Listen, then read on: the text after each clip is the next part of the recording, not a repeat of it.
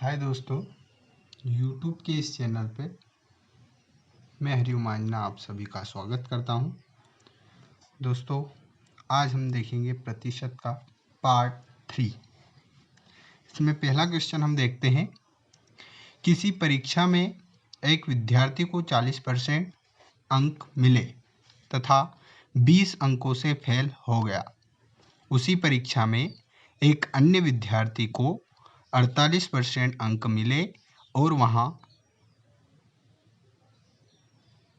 28 पास अंक से 28 अंक अधिक लेकर आया, तो कक्षा का पूर्णांक तथा पास अंक ज्ञात करो।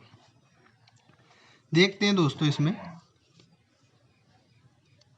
किसी परीक्षा में एक विद्यार्थी को 40% अंक मिले, 40% अंक मिले, लेकिन वह 20 अंकों से फेल हो गया। यानी कि 20 अंक और अधिक आ जाते उसे, तो वो पास हो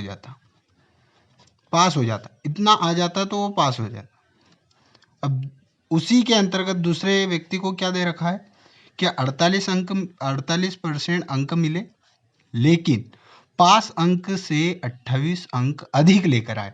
अब 28 यदि वो कम लेके आता तो पास हो जाता, तो दोनों पास पास के बराबर हो गए, यानी कि दोनों को बराबर रख सकते हैं। अब परसेंट को एक साइड कर सकते हैं और अंक को एक साइड कर सकते हैं, यानी कि इसको इधर लेके आएंगे तो -8% बचेगा, बराबर ये उधर जाएगा तो -8% बचेगी, यानी कि ये उधर जाएगा तो -48, यानी कि 20 उधर जाएगा तो -20 हो जाएगा, 48 हो जाएगा। अब माइनस से माइनस कट गया, 1% बराबर 6। तो पूर्णांक ज्ञात करना है तो पूर्णांक 100 का रहता है, यानी कि 100 का गुणा कर दिया तो इसमें भी 100 का गुणा कर देंगे, यानी कि 600 हमारा पूर्णांक हो जाएगा। पूर्णांक 600 हो गए। और पास अंक ज्ञात करना है तो पास ये दे रखा है, ये भी पास का है, ये भी पास का है, या तो इसमें रख दो या इसमें रख दो। तो 1% बराबर 6 है, तो 40% बराबर 40 इंटू 6, यानी कि 240 प्लस 20, यानी कि 260 अंक। ये क्या हो जाएंगे? पास अंक। या तो इसको इस विधि से हल कर सकते हैं, या फिर देखते हैं हम कि किसी परीक्षा में एक विद्यार्थी को 40% अंक मिले, एक को 48 मिले। अब इसको मिले 28 अंक से फेल हो गया, यानी कि 28 अंक से फेल हो गया, 28 अंक से फेल हो गया। 28 और ले आता तो पास हो जाता। और ये है 40 अंक, ये जो है 48 अंक अधिक लेकर आया, और ये 40% वाला 20 अंकों से फेल हो गया। दोनों का अंतर कितना हो गया? पास फेल कम अधिक मैंने आपको बताया था कि ये अंतर को दर्शाते हैं। तो 8% बराबर दोनों का अंतर, ये ऊपर जा रहा है और नीचे जा रहा है, यानी कि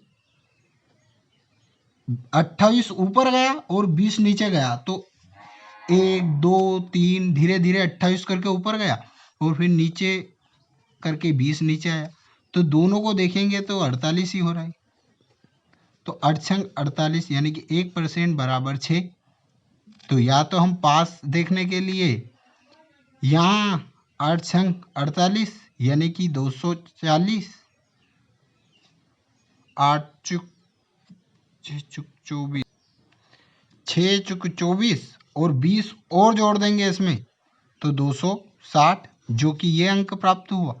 और यदि हमें पूर्णांक ज्ञात करना है तो इसमें डायरेक्ट 100 से गुना कर देंगे तो 600, यानी कि कुल मिला के बात वही है। अब हम दूसरा क्वेश्चन देखते हैं। किसी चुनाव में जीतने वाले उम्मीदवार को 60% वोट मिले और वहां 2400 वोटों से जीत गया, तो चुनाव में कुल कितने वोट पड़े? कोई भी चुनाव हो रहा है, तो जीतने वाले उम्मीदवार को 60% वोट, जीतने वाले को 60% मिले, तो हम ऐसे ही बता सकते हैं कि हारने वाले को 40% मिले। स्वाभाविक सी बात है, यदि जीतने वाले को 60 मिलेंगे तो बचे कुछ हारने वाले को मिलेंगे। यानी कि अब इसमें बताया वहां 2400 वोटों से जीत गया। कितने वोटों से जीत गया? इतने वोटों से जीत गया, यानी कि इसको इससे 2400 वोट ज्यादा है, पर इसमें तो 20% दे रखा है, यानी कि 20% बराबर 2400 दे रखे हैं। तो 1% बराबर 2400 बटे 20, और 100% ज्ञात करना, कुल वोट ज्ञात करना है तो इंटू 100, 20 से 2500 काट सकते हैं, और 24 पंजे फिर अपन गुना कर देंगे तो अपना आंसर आ जाएगा 120, यानी कि 2 जीरो ये भी आ जाएंगे, यानी कि 12,000 हमारा आंसर हो जाएगा। अब हम दूसरा क्वेश्चन देखते हैं। किसी चुनाव में 20% वोट को अवैध घोषित कर दिया, यदि जीतने वाले उम्मीदवार को वैध मतों का 60% प्राप्त हुआ तथा 1600 वोटों से जीत गया। इसमें भी जीत गया, जीत हार पास फेल मैंने आपको बताया था, अंतर को दर्शाता है। तो चुनाव में कुल कितने वोट पड़े, इसको भी हम दो ट्रिक से देखेंगे। किसी चुनाव में 20% वोट, यानी कि कुल वोट 100 हो गए, कुल वोट 100 है, ये हमारे कुल वोट है। कुल वोट 20% अवैध हो गए, 20% अवैध, तो 100 का 20% निकालेंगे तो 20 ही आएगा, तो बचे कितने? 80, तो 80% वैध मत हुए। अब उसने बोला कि जीतने वाले उम्मीदवार को वैध मतों का 60% प्राप्त हुआ। वैध मतों का 60% इसे प्राप्त हुआ तो 40% इसे प्राप्त हुआ, और वैध मतों का 60% प्राप्त हुआ, यानी कि वैध मतों का 60% 8 × 60 बटे 100, यानी कि 8 छंग 48, 48 इसे प्राप्त हुआ तो 32 इसे प्राप्त हुआ। जोड़ के देखेंगे तो 80 ही आएगा, 48 और 32 80, यानी कि हमारा सही है। अब दोनों का अंतर देखेंगे तो 16, और 16 बराबर दे रखा है 1600, यानी कि 1% बराबर 100, तो 100% बराबर, फिर 2 जीरो लगा दें, 10,000। या तो इसको इस विधि से हल करते हैं, या फिर इसको डायरेक्ट ऐसे भी देख सकते हैं अपन कि इतना निकाल के 2 बार निकालना पड़ रहा है और फिर घटा भी रहे हैं, इतना टाइम लग रहा है, तो अपन इसको ऐसे भी देख सकते हैं कि 60 और 40 का अंतर 20 है, 20% है, और 20% कितने का है? 80 का है, तो 80 × 20 बटे 100, यानी कि 8 दूनी 16, यानी कि 16 हम ऐसे डायरेक्ट भी निकाल सकते हैं। दोनों का अंतर आया 20, और 20 किसका? वैध मतों का है 20%, तो ये डायरेक्ट 16 आ गया, यानी कि 20% है, तो ये 2 जीरो से 2 जीरो, 8 दूनी 16, और 16 बराबर ये डायरेक्ट दे रखा है, तो हम ऐसे भी निकाल सकते हैं या फिर ऐसे निकाल सकते हैं।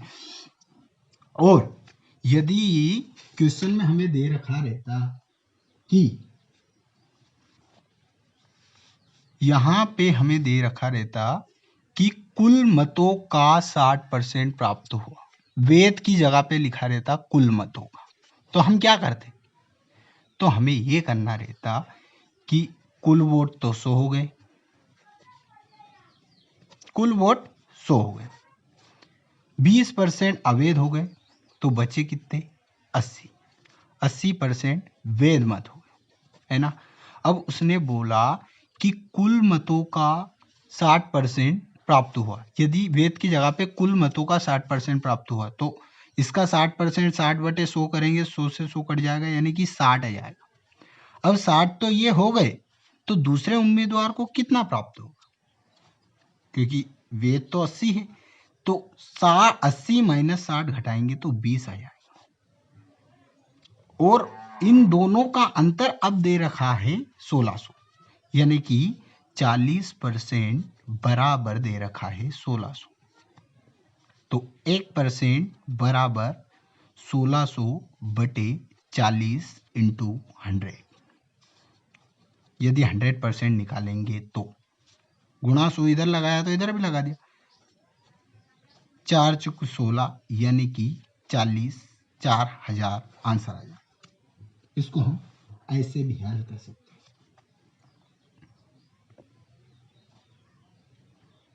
अब हम जनसंख्या के आधारित क्वेश्चन देखते हैं। एक गांव की जनसंख्या 20,000, यदि प्रतिवर्ष 10% की उत्तरोत्तर वृद्धि हो तो 2 वर्ष बाद जनसंख्या क्या होगी। ये उत्तरोत्तर वृद्धि में उत्तरोत्तर से मतलब ध्यान नहीं देना, वृद्धि दे रखा है तो बस वृद्धि पे ध्यान देना है, यानी कि 10% की वृद्धि। अभी सबसे पहले मैंने बताया था कि 10% को हम फ्रैक्शन में क्या लिख सकते हैं, 1/10, यानी कि 10 हमारी वर्तमान जनसंख्या है। 10 हमारी यदि वर्तमान जनसंख्या है तो हमें बढ़ाना है, वृद्धि करना है 1 की, 1 दे रखा तो 1 की वृद्धि, यानी कि 10 से 11 हो गई।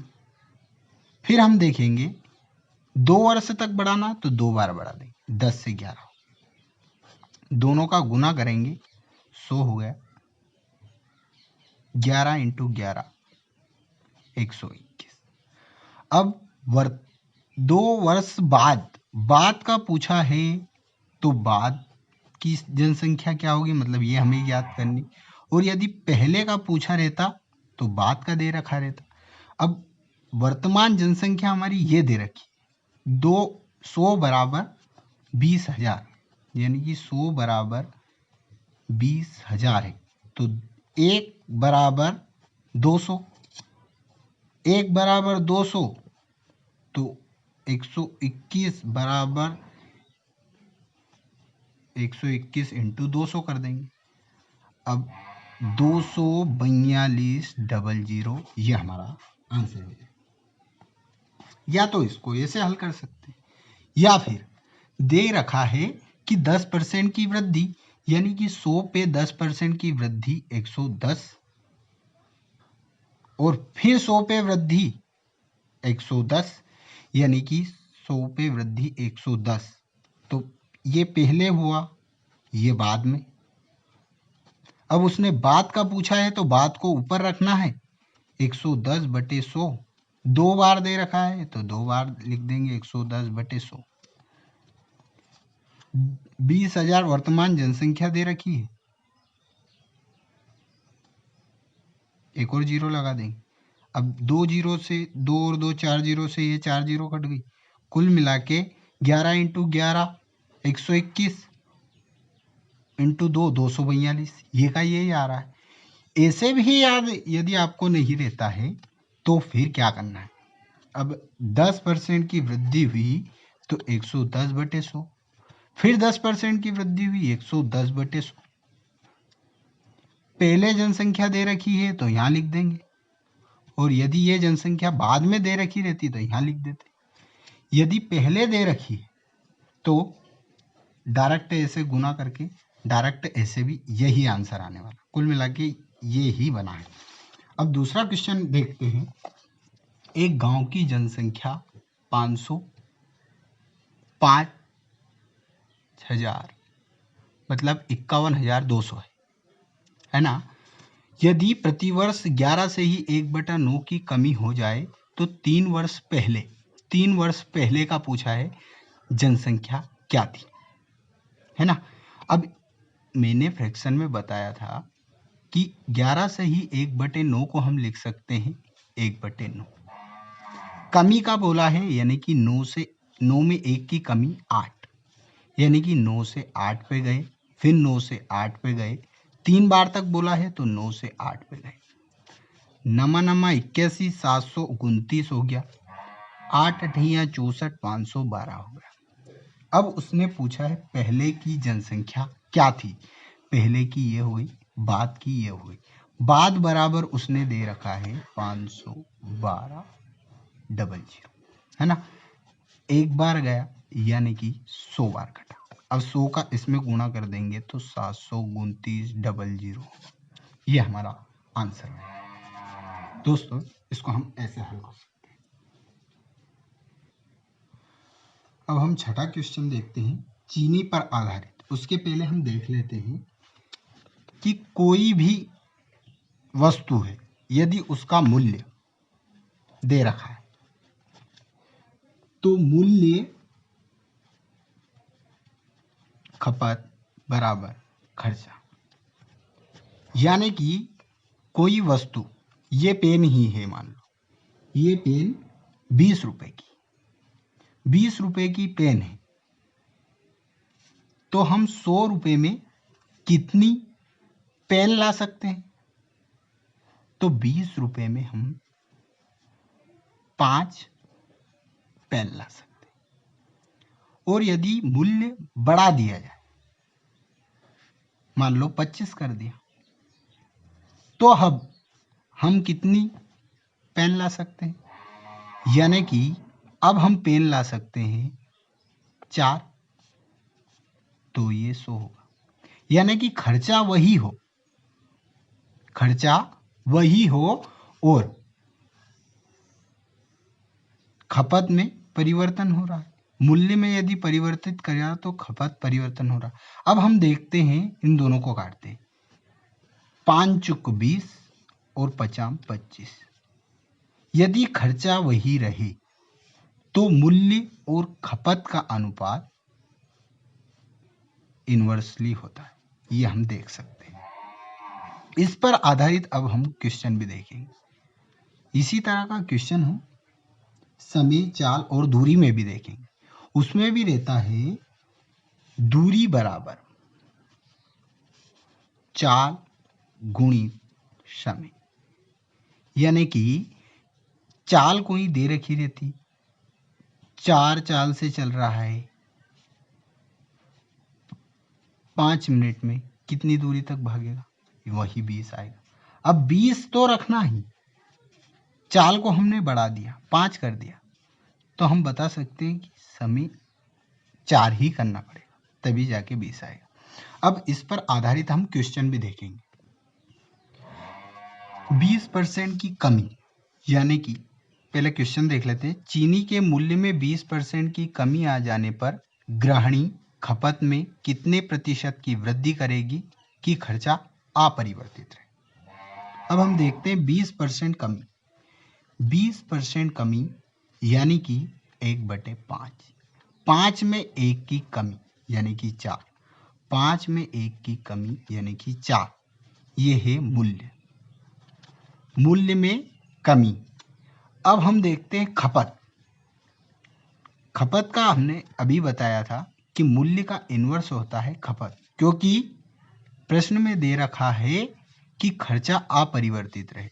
अभी हमने देखा था कि खर्चा यदि वही रहे, खर्चा यदि वही रहे तो हम खपत को इन्वर्स में लिख सकते हैं, तो खपत 4:5 हो जाएगी। तो हमें क्या ज्ञात करना है? खपत में कितने प्रतिशत की वृद्धि होगी, यानी कि 1 की वृद्धि हुई, 1 की वृद्धि हुई किस पर? 4 पे इंटू 100, 25% हमारा आंसर आ जाएगा दोस्तों। ये आज का लास्ट क्वेश्चन था दोस्तों। अब हम अगले वीडियो में आगे के क्वेश्चन देखेंगे। यदि आपने मेरा चैनल सब्सक्राइब नहीं किया है तो सब्सक्राइब कर ले दोस्तों, और बेल आइकन जरूर दबाएं।